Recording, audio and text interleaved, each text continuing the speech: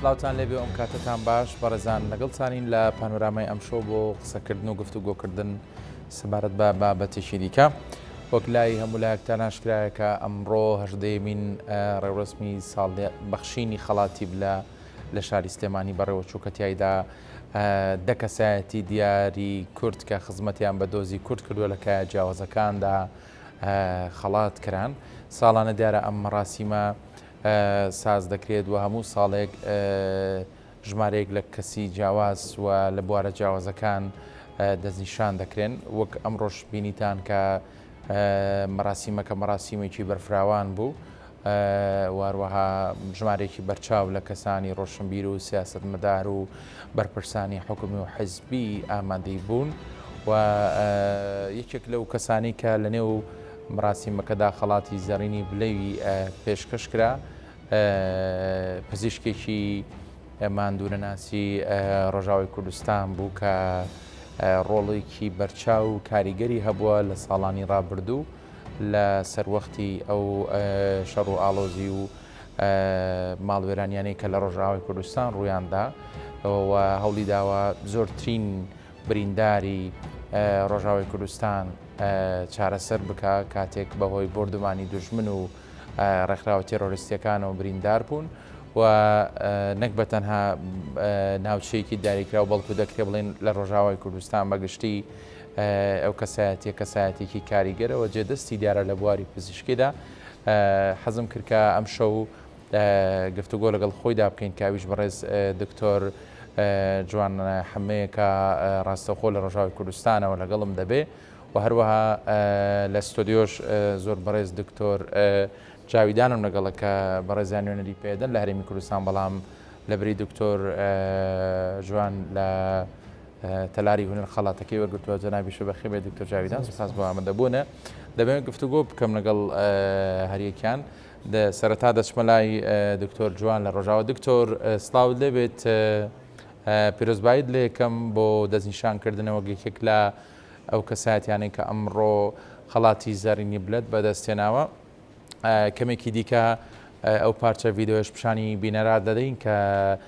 بە کورتی گوزەرێک دەکات بەناو ئەزمموی پیشەگەری جەنابەت لە بواری پزیشکیدا. بەڵام سەرەتا دەمێ بپرسم هەستت چۆنە کە ئەمڕۆ ئەو خەڵاتت پێبەخشرا؟ شەف باش شتەر وش دکتۆر جاویدان ڕێ ئێوار باش مەخابن سۆرانیامێ پر قەلسە هیچ گرفت نییە؟ ماجیامژی 5 ساڵی ژرجێمە بەلێ بەڵێ بفەرموو. 5 ساڵی ژرجێمە بەعەسیی نەهشت ئەم فێر ببن زمانی دایکێ خوێ فە کوردیامە قەلسە هەستێکی ئەس پر کێف خۆشم گجارە یەکەمە ئنو دناو جڤاکە مەدە ئەنو تەختۆرک وەرە سپاسکردن تجارە کەسی تەختۆر بژیشک نۆژدار نەهات لە سپاسکردن براستی vê êvarê xuya kir û wek gava min digotna xwe jî got û Kurdistan qet ne çar perçeyî wê her bimîn yek perçe. Bas. دکتۆر دیارە ئەمڕۆ دکتۆر جاویدان لەبری جەنابەت ئامادە بوو بۆ وەرگرتنی خەڵاتەکە، بەڵام لەو ساتێک کە خەڵاتەکە پێشکەشی جەنابەت کرا هەیەجان و خۆشیەکی زۆر نێهۆڵەکەی داگرەوە بە چەپڵەڕێزان پێشوازیان لە خوێندنەوەی ناوەکەی جەنابەت کرد. پێت وایە ئەم خۆشی دەربڕین و ئەم بە هەندوەرگرتنەی ئامادەبوانی ناوهێڵەکە لە چیەوە سەرچاوە دەکرێت؟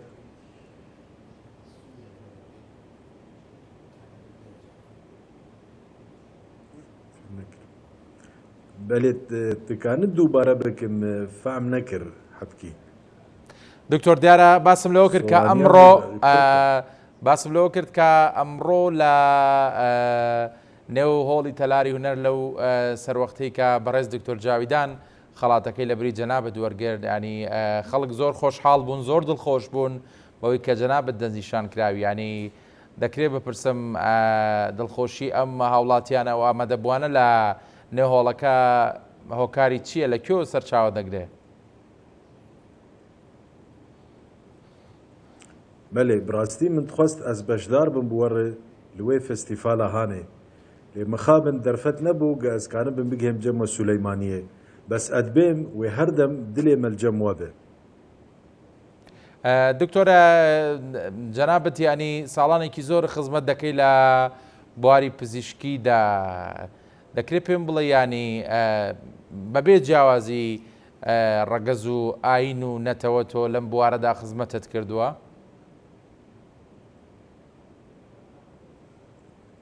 بەڕاستی ملەتێ مە ملەتێکی پەریشانە ملەتێ کورد فەگاوا مەرۆ لێ خودی دەرکەوێ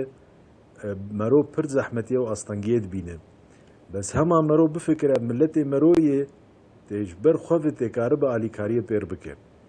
ji 2011 de em di nav birîndara denin ê grûpên terorên hinek artêşin dinin grûpên çekdarin êrişî herêmê me dikin yani êrişî Serêkaniyê kirin, Kobaniyê kirin, Efrînê kirin, Girê Spî kirin û herêmên menî dijî bi rastî her şervankî me destanek li ser tê avakirin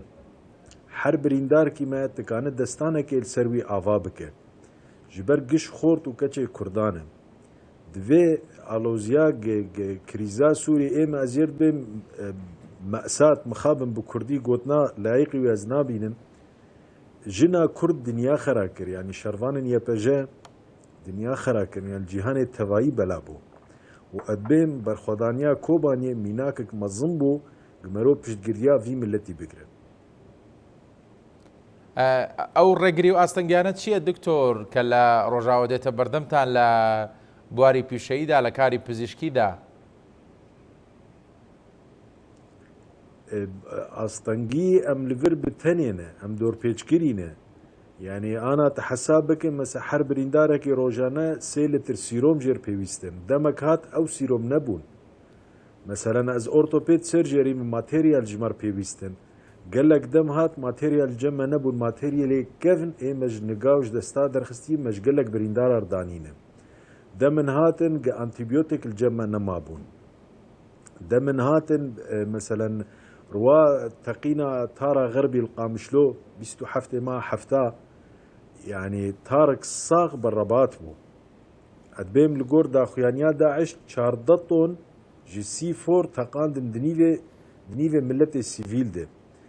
فوی روژه سیروم نما بلکه دکتر جاویدان زان به معنی سیروم ملحی جبوت برینا به بشو سیروم خوی نبون فقالك بريندار ما بقى حنفيه ششتن مسري وان كربن حنفيه وما ششتن حياه مكاريب وبريني وان بدروتانا براستي افجي كريزاك وملتي ما تي درباس دبن کەواتە دکتۆر ینی لەو سەر وەختی کە جەناب دەزیشان کرایوە کەسایەتێکی کاریگەر لە ڕۆژاوی کوردستان داواکاری چییە نی دەتەوێت چۆن هاوکاری ڕۆژاوا بکرێ لە بواری تەندروستی؟ ڕۆژاوا پێویستیاوی هەر تشتی هەیە نەبکارێت تەندروستیە تەنێ هەیە بێتر پێویستیاوی پشتگرنێک سیاسی هەیە پشتگرنێک ناونەتەوی هەیە چونکی لەبەر ئەم بتەنێنە وەک ئەو شەروانە عەفرینی گاوات گوتنا خۆت مگوت فستیڤالێ دوێ ئێوارێ شەروانێک ژن بوو گوتوختر ئەمی بتەنێ شەر دەکن ئەم بێ خۆدینێ ئەم بێ خۆدانن ئەف ژی کوردێ ڕۆژئاوای کوردستانê tim me xwedît em bê xwedîne em bê xwedanin فeme bitenê wek dibe bi erebî de meqdîrat û nezatiye mehtîmat li ser kir heya me karî bû piştgirî bida milletê xwe û bi qeweta hêzên leşgerî jî gikarîn û li ser erdê cî bigirin em hatin parastin yana gineş xwîna vî 12,000 şehîdî ba belkî ana ez nelvir bama دکتۆر وەک باست کرد کە پێویستە لە زۆر ڕۆ پشتگیری ڕۆژاوای کوردستان بکرێن نەک بە تەنها لە ڕووی تەندروستیەوە هۆکار چییە کە پشتگیریەکان بۆ ڕۆژاوا وەک پێویست نین؟ پشتگیری تەندروستی یعنی بەگشتی وەک مگوت ینی پێویستی پشتگیریک سیاسیە پشتگیریک لەشکریە پشتگیریک تەجهیزاتن پشتگیریک ماتریال ئۆرتۆپێدن پشتگیری جیهازانە بە جیهازە ئەکسرەیەن بە سیتینە MRAن gelek dermanên دکتۆر دیارە ئەوەی کە بەلای ئێمە گرنگ بوو بەڕاستی کە جەنابەت جگە لە ڕۆژاوایانی ئەوەی کە ئێمە زانەریمانە بوو وانی بەشێک لە برایانی و خوشکانی ئەزیدیش لە سەردەستی تۆ چارەسەری تەندروستیان وەرگرتووە برایان و خوشکان لە شەنگال دەبێت ینی باسی ئەزمموی کاری پزیشکی خۆت بکەیت لەو بوارانی ئەوە چۆن بوو ئەو کاتێک کە چارەسەری تەندروستیت بۆ ئەم خۆشکۆبرایانەی ئەزیدی کردووە؟ براستی کاریسەتا شنگال یعنی وەک بێ کاریسەتێک جیهانی تەڤایرە ینی برینێک شەرمش جیهانی تەڤایی سەد ساڵیا 21 دێ هەنێک تێرۆر عێریش بکن ماڵا تاڵان بکن ژناب دەستدرێژی سەروان بکن ینی کاریسەتێک مەزنە حەقێ UN و حەقێ جیهانی تەڤایی دێ بەلکی دوی هەستی دوێ مەها تەباغێ دێ جیای شنگال جیاکی بێخێر وەک دبێژینین دار و زەڤیتێ تنەنە تحتن تەنێنە فەلوێچیێت بگەڕێت زارۆکێکی ببینێ عمری وی ساڵێکی ساڵ و نیڤکە دایکاوی شیر دد دایک ڕەحمەتی بووی ژیانە خۆش دەست دای زارۆکژی سەر دەستێ دایکا خۆمایی و قولپی جعوی vekirîmane ji tîrêjin roja tebaxê cevî şewitîne fegitira ji wî zarokî dibîne tu bigînî meşfakê û tu sîromata pêdê û tu qalbê bûzê denî serbestî got hereta wî daxil piştî ew zarok şiyar bû giriya negiriya yani mejiyê mero di qulqulan wek bi gotnameyê cizîrkî amûdkî mejiyê mero di qulqulan ji êşa trigeminal nerv Doktor Cavidan cemteyî zanî maniya no elemil eyn çi qîsî dijwar e طبعا ew zarok te lê nerî yani wek dibêt kurhê te dihat û tu insan li hember vî zarokî mexabin wan teror Daeş ew zarok li wî çayî wilo hiştibûn yani karî bûn hema çavî bigirtana karî bûn da wilo hiştibûn ew daykavî kuştibûn wilo hiştibûn ev beşek ji karîsetê gil şengalê çêbûne ji xêrî îca êk serê wan jêkirî ê gil koço serê wan jêkirin êl sêmêlê êl derin di yani ew dîrokek tena xwe ye çandek bi tena xwe ye gitber li ser biaxive edbên belkî ensiklopîdek têra êş û azarê şengaliya nake زۆر باشە دکتۆر منە دەبێت پرسیار لە جەنابەت بکەمەوە دواتە لەگەڵ بەڕێز دکتۆر جاویدان کەمێ قسە دەکەین سەبارەت بە مەراسیمەکە و وەک نوێنەری جەنابیشت کە خەڵاتی وەرگرتوانی حەزەکەم ئەگەر قسەی کۆتایی تۆ یاخود پەیامی کۆتایی تۆ چییە لە پای دەستنیشانکردنە دۆک لەو دەکەسایەتێ لە خەڵاتی زێڕینی بلا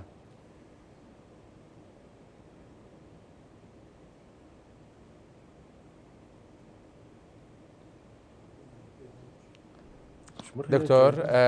جۆبیسی دەنگی من بووی دووبارە بک من پەیامی کۆتایی جەنابەت چییە لە کۆتایی قسەکانت چ پەیامێکت دەیە ڕائیامە بەێ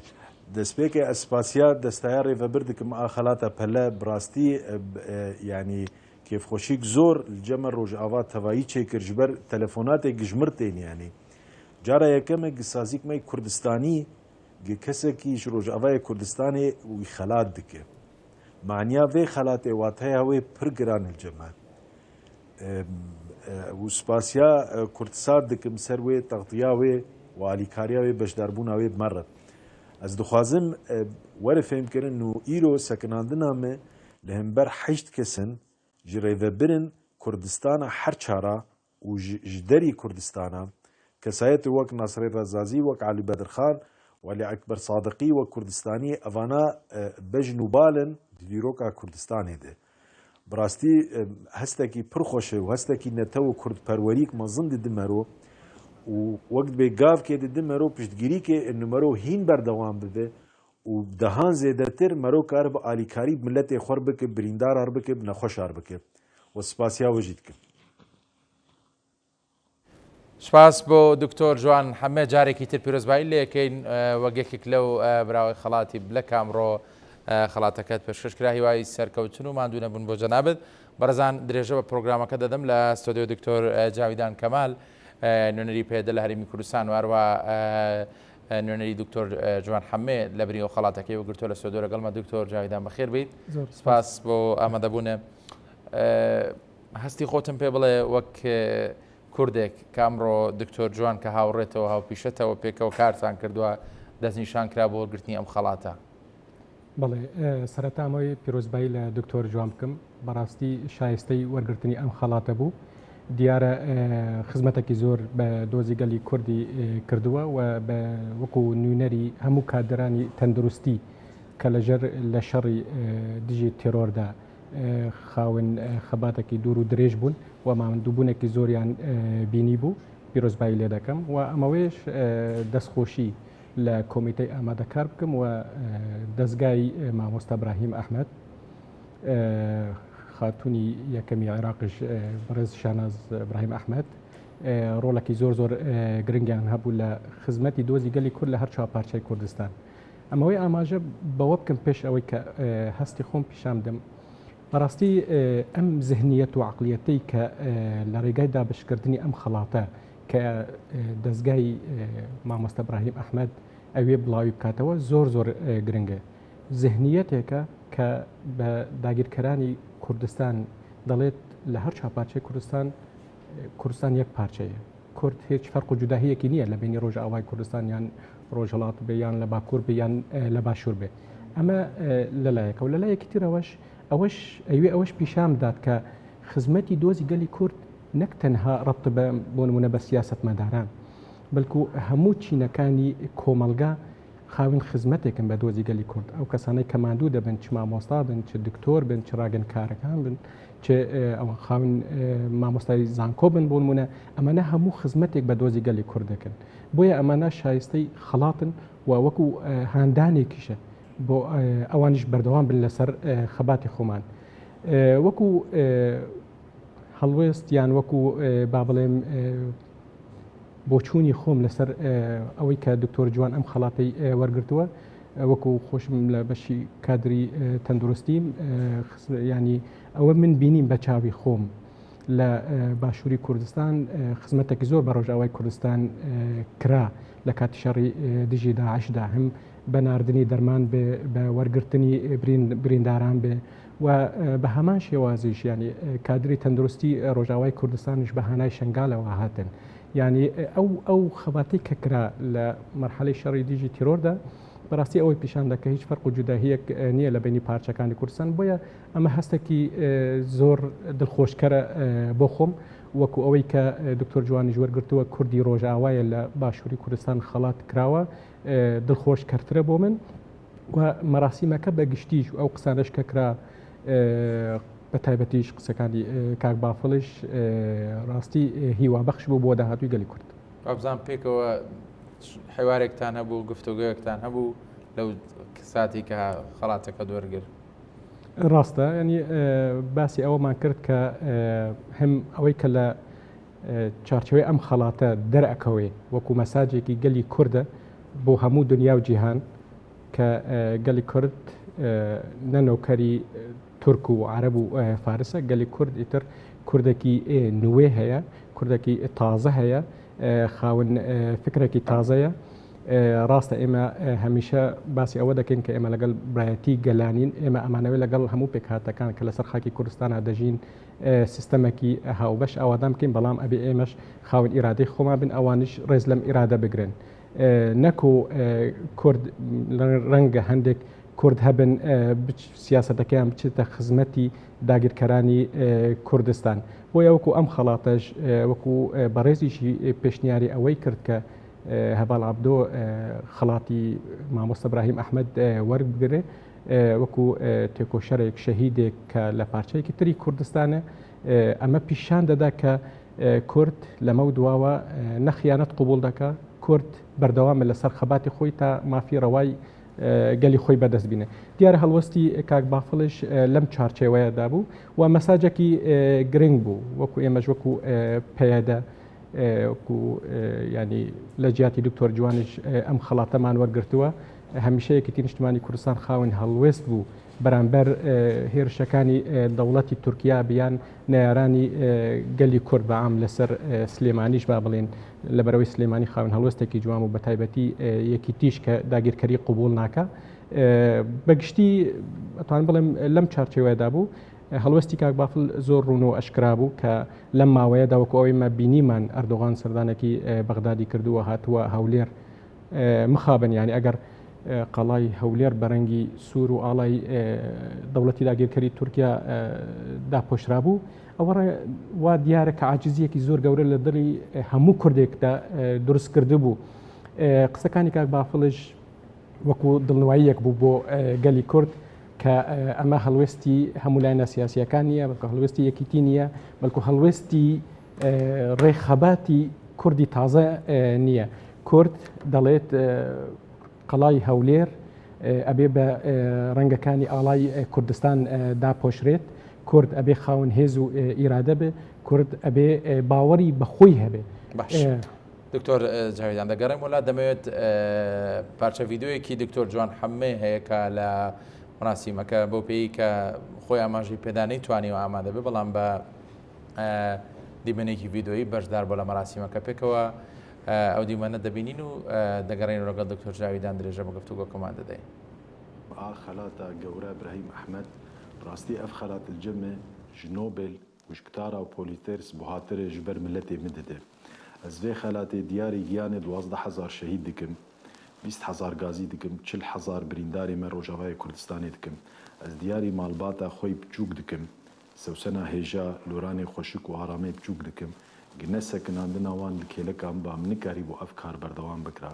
Ez diyarî hevalbendê min karmendê tenduristiyê dikim, gê wek tîmekî merov hev kar dikin. Li êrişa ser Efrînê ji mir got Tuxtur qe me bê ez jî ji Efrînim. Bê ez qamişlo me deqene xwedîkî me çê bibe, xwedankî me çê bibe. Ji ber li vê derê em bê xwedînê bê xwedan şer dikin Tuxtur. Sewabe edbêm ev xelata we îro ji min re diyar dike ku Kurdistan qet ne çar perçeyî wê her dem bimînî yek perçe. بەڕێزان ئەو بەشێک بوو لە قسەکانی دکتۆر جوان کە لە مەراسیمەکەدا پەخشکرا. دکتۆر جاویدان دیارە گرنگیان پێویستە ساڵانە کەسایەتی لەم جۆرە خەڵات بکرێن، ینی پێشنیارت چییە بۆ بەڕێوەبرانی خەڵاتی بلە بۆ ڕێکخراوی ئیبراهیم ئەحمەد فاوندیشن کە ئەو کەسانی لە ساڵانی داهاتوودا دەستنیشان دەکرێن چێ بن؟ ینی ئەو کەسایەتیانە زۆر ڕاستی بەوانی کە بە بێدەنگی ڕەنگە خزمەتێکی زۆر بە دۆزی گەلی کورد دەگهێنن یان لە بواری داناسینی کولتوری گەلی کورد یان داناسینی گەلی کورد بە جیهانی دەرەوە یان بۆ نمونە بە تایبەتیش تەسەورەکەم میدیاکارەکان ڕاستی بە لەو شەڕی دژی داعشدا ئەوانش ماندووبوونێکی زۆریان بینی و لە پشت کامیرا بیان لە بەردەم کامیرا بە ئەوانش شاینی ئەم خەڵاتین بێگومان شەربان و پێشمەرگە و گرێلا و ئەو کەسایەتیانەی کە بە بەردەوامی بە بێ ماندووبوون خزمەتی دۆزی گەلی کوردیان کردووە. دیارە لە وتەکانی بەڕێز خاتوو شانازش خۆشی وتی زۆر کەسەن شایستەی ئەم خەڵاتن، بەڵام ناکرێت و هەمویان بە یەکجار خەڵات بکەی، بەڵام وەکو وتم ینی ئەو زیهنیەتە زۆر زۆر گرنگە کە هەموو چینەکانی کۆمەلگا ئێمە پێیان بڵێن کە بە ماندووبوونی ئێوە دەزانین و ئێوە شایستەی خەڵاتی. زۆر باشە. بەڕێزان دیارە سەرنجتان ڕادەکێشم بۆ ساتی وەرگرتنی خەڵاتی زیێڕینی بلە لەلایەن دکتۆر جاویدان بەکە نوێنەری دکتۆر جوان حەمێ بۆ لە تەلاری هونەر ئەمڕۆ لەلایەن بەڕێز بافڵ جەلال تاڵەبانی سەرۆکیەکی نیشتیمانی کوردستان خەڵاتەکەی پێشکەشکرا. ئەگەر هاوکارانم دیمەنەکە بێنە سەر شاشە دیارە ئەو دیمەرانی کە دەیبینن ساتی چۆنی بەڕێز دکتۆر جاویدانە بۆ سەر ستەیج بۆ وەرگرتنی خەڵاتەکە بە نوێنەرایەتی دکتۆر جوان حەمێ. وەک پێشتیش لەگەڵ دکتۆر جاویدان ئاماژەمان پێدا کە پێکەوە گفتوگۆیەکی کورتیان کردووە، دیارە وەک دکتۆر جاویدانیش ئاماژەی پێدا کە باسییان لەوە کردووە کە بەردەوام کاری پێکەوەی و بە یەکگرتووی دەتوانن بەردەوام بن. دکتۆر جارێکتر دەستخۆشی لە یەکەم وەک جەنابەت باست کرد کۆمەڵێک خەڵکن کە بە شاراوەی خزمەتەکەن و بەبێ جیاوازی لە هەموو بەشە جیاوازەکانی کوردستان بە بڕایەوەنی لە ساڵانی داهاتووش لە ڕۆژاوای کوردستان کەسانی دیکە شایستە هەن کە پێویستە لە ڕیزبەندی ناوی ئەم کەسایەتیانەدا بن کە خەڵاتی زیێڕینی بلە وەردەگرن. چکە بەڕاستی ڕۆژاوای کوردستان یەکێکە لەو ناوچان و لەو بەشانی کوردستان کە ماندووە بە بەردەوام قوربانی گەورەی داوە. ئەستا هەربا ئەوش پێ بڵێم هەر لەوەی یان باسی ئەو ماگەوتوان پێکەوە بەهێزین پێکەوە سەرەکەوین. بەڵێ دیارە پێشنیاری کاک بافڵ لە جێگای خۆیەتی شەهید عەبدۆ یان شەهیدانی تریش و مەڵباتی شەهیدان شایانی ئەم خەڵاتین ینی هەمیشە بیرمان نەچێ ئەوانەی کە خوینی خۆیان بەخشیوە بە خاکی کوردستان ئەوانەی کە لە بواری ژینگەشدا کار دەکەن ئەوانەی کە لە بواری پێدانی یان گرنگیدان یان ئەوانەی کە ڕێگە خۆشکردن بۆ ئەوەی کە ژنیش ئیتر بە ڕۆلی خۆی هەستێ بەڕاستی خەڵاتی ژنانی شۆ وەکو ژن بینیمان لە ڕۆژئاوای کوردستان یان لە پارچەکانی تری کوردستانیش خاوەن ڕۆلێکی سەرەکەن لەم شۆڕەشە تازای گەلی کورد یەکینەکانی پاراستنی گەل یەکینەکانی پاراستنی ژن ئەوانە هەموو شاینی خەڵاتن ئەمەوەی لێرە ئەوەشدا بڵێم بەڕاستی پێشگە لە نەتەوەی کورد ینی هەندێک نەتەوەی تریش هەن خاوەن هەڵوێستێکی جوانن بۆ گەلی کوردیش ئەکرێ ئەوانش لە داهاتوودا خەڵات بکرێن چونکە ئێمە ئێستا خاوەنی ئەم فکرین کاڵێن پێکەوە بژین پێکەوە وڵات ئاوادان بکەین ئەوانەی کە فکرەکە قوبول دەکەن و گەشەی پێدەدەن ئەوانش شایانی ئەو خەڵاتە. بەگشتی دیارە ئەمە هەژدەیەمین ساڵێکە ئەم خەڵاتانە پێشکەش دەکرێت و هەموو ساڵێکیش ئەوانی کە هەڵبژێرداون هەریەکەیان لە کایەکی جیاوازدا خزمەتیان کردووە. پێت وایە ئەنی لە بوارێک لە کایەکی کۆمەڵگادا هەبێ خەڵکانێک تاوەکو ئێستا خەڵاتیان وەرنەگرت پێویست بکات دەستنیشان بکرێن بۆی خەڵات وەربگرن. ینی من پێم وایە ڕەنگە ئەوانەی کە بە تایبەتی لە بواری ژینگەشدا ئیش بکەن ئەوانش شایانی ئەو خەڵاتە بن ینی مەبەستم ئەوەیە هەندێک چین هەندێک کەس هەن نەکتەنها ئەوانەی کە لە بواری ژینگەدا ئیش دەکەن خاون خەباتێکی بێدەنگن بۆ نمونە ئەوانەی کە ئایانەوەی نەتەوەکان لە یەک نێزی بکەن ئەوانەی کە ئایانەوەی ئاینەکان لە یەک نێزی بکەن نزیک بکەین یان بە تایبەتی هەندێکیش دیاری بکرێت بۆ ئەو ئۆڵانەی کە لە کوردستاندا دەژین بۆ نمونە زیدین کاکەین ئەمانش یان ئەو پارچانەی کوردستانیش بۆ نمونە کە زۆر تعریب کراوە یان تەفریز کراوە یان تەتریک کراوە ئێمە ئەوانش زیندوو بکەین لە ڕێگای ئەم خەڵاتە. دکتۆر جاویداریانی ئەوەی کە لای خەڵک زۆر گرنگەوەیە کە ئەم کەسانی خەڵات دەکرێن پێویستە لە دوای بگرتنی خەڵاتەکەش پاڵپشتی بکرێن سەپۆرت بکرێن بۆی بەردەوام بن لە بوارەکەی خۆیاندا بنونە کەسێکی وەکو دکتۆر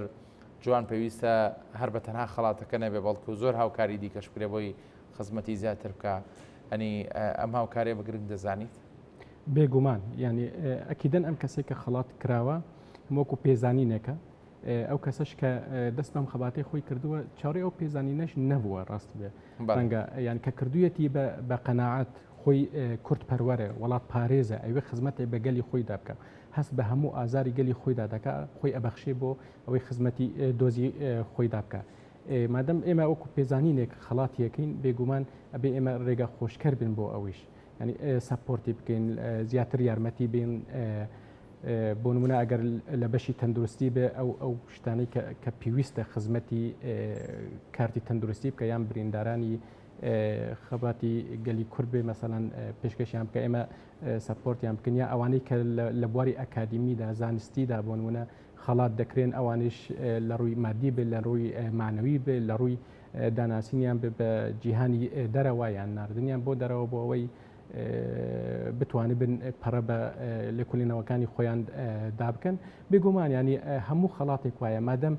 ئەم خەڵاتە لەسەر ئەساسی ئەو زەهنیەتە دانراوە کە بە خزمەتێک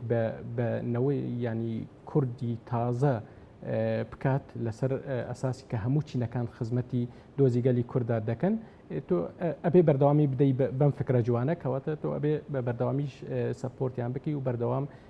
لەگەڵیان بیت و پێشنیارەکانیشیان وەرگری بۆ مەرحەلەی داهاتوو ئەکرێ بۆ نمونە ئەمانەی کە ئەم خەڵاتانەیان وەرگرتووە ئەوانش مادەم تۆ ڕێگا خۆشکەر ئەبی بۆ ئەوانیش ئەتوان لەسەر ئاسی هەر چاپارچەی کوردستان وردەوە پەیوەندی دروستکردن لە بینی یەکتریان بۆ نمونە دکتۆر جوان کە وەری گرتووە یان مەڵباتی شەهیدێک لە ڕۆژاوای کوردستان ئەم خەڵاتە وەرگێ پەیوەندیەکی بۆ دروست بێ لەگەڵ مەڵباتی شەهیدانی ئێرە بۆ نمونە یان دکتۆر جوان لەگەڵ کارتی تەندروستی ئێرە وەردە ئێمە وا لێ بکەین کە ئەم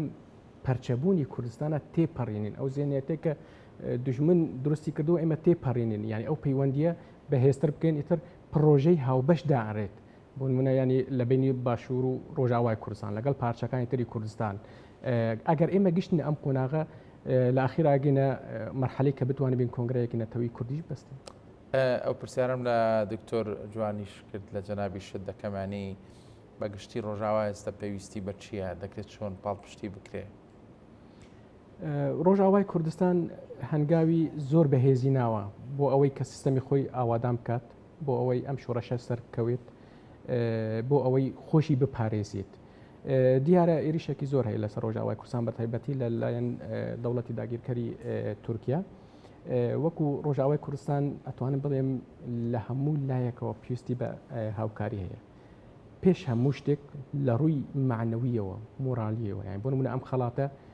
من دڵنیام یعنی دڵخۆشکەرە بۆ هەموو کوردانی ڕۆژاوە بۆ کوردانی پارچەکانی ترج لە ڕاستیدا ئەم مۆرالە داهاتوو پیشانمان دەدا کە کورد تر بێخاون نییە کورد خۆی خاونی خۆیەتی ئەمە زۆر گرنگە بۆ ڕۆژاوای کوردستان لە ڕووی سیاسی و دیبلۆماسیەوە زۆر گرنگە یعنی بۆ نمونە پەیامی کاک بافڵ ئەمڕۆ پەیامێکی زۆر ڕوون و ئەشکرا بوو کوردی ڕۆژاوای کوردستان زۆر پێویستی بەو دەنگەیە کە بە داگیرکاری ئەڵێ ئێمە داگیرکاری قبول ناکەین ینی ناکرێتەوە لەبەر کۆمەڵێک بەرژەوەندی حزبی یان لەگەڵ کۆمەڵێک بەرژەوەندی شخصی بێت و دۆزی گەلی کوردێک بن پێ بکەیت دیارە یان تورکیا ڕۆژاوای کوردستان بە شکل ڕۆژاوای کوردستان داگیر کردووە بە شکل لە باشووری کوردستان داگیر کردووە ئەوە هیچ باکوورش کە ڕۆژانە مافی گەلی کورد بن پێ دەکرێت و تاوانی جەنگی و دژی مرۆڤایەتی دەکرێت ڕۆژاوای کوردستان پێش هەموو شتێک پێویستی بەم هەڵوێستەیە بۆیە ئەم وەکو داوایەکەش لە هەموو لایەنە سیاسیەکانی هەر چاپارچەی کوردستان کە ئەم قۆناغە زۆر هەستیارە یعنی دوژمنانی گەلی کورد بە هەموو شێوازێک هەوڵدەدەن دۆزی گەلی کورد لە ناو ببن لە کاتێکدا کە ئێمە ئەڵێن ئەم سەدەی بەدەستهێنانی مافی گەلی کوردێ لە ڕووی معنەویەوە کورد ڕۆژاوای کوردستان پێویستی بەم سەپۆرتەیە لەسەر ئاسی دیبلۆماسی سیاسی نێودەوڵەتی ڕێکخراوەکانی نێودەوڵەتی کە دۆزی گەلی کورد هەمیشە باس بکرێت و باسی ئەوە بکرێت کە ئافرین داگیر کراوە سەرێکایی گرسپید داگیر کراوە پێویستە ئێرشەکانی دەوڵەتی تورکیا لەسەر باشوور لەسەر ڕۆژاوای کوردستان بوەستێنرێت بەڵکو پێویستە ئەردۆغانیش محاسبە بکرێت لەسەر ئەم کریارانەی دژی مرۆڤایەتی کە کردوویەتی. قسەیەکی کۆتایی پەیامێکی کۆتایی تەبێت فەرموو. من هیوادارم کە هەموو تاکەکی کورد و هەموو حزب و لاینێکی سیاسی هەموو ڕێکخراوێکی کوردی بەم شێوازە بیر بکاتەوە کە بیر لە هەر چاپارچەی کوردستان بکات ینی نەک ئێمە بوون نمونە ڕێکخراوێکی ڕۆژاوای کوردستان بیر لە ڕۆژاوای کوردستان بکەین بەڵکو ئێمە هەمیشە بەم عەقڵیەتە بیر لە هەموو پارچەکانی کوردستان بکەین ئێمە دووبارە ئاڵێن هەر کورد بووین و هەر کورد دەبین کوردستان یەک پارچەیە. سپاس بۆ بەڕێز جاویدان کەمانێنەری پێدە لە هەرێمی کوردستان لە ستۆدیۆ لەگەڵمان بووی سپاس بۆ دکتۆر جوان حەمێشکە ڕاستەخۆ لە قامیشلەوە لەگەڵمان بوو بەڕێزان سپاس بۆ ئێوەشکە تا ئێستا بینەری پانۆراما بوون هەر شاد و بەختەوەر بن.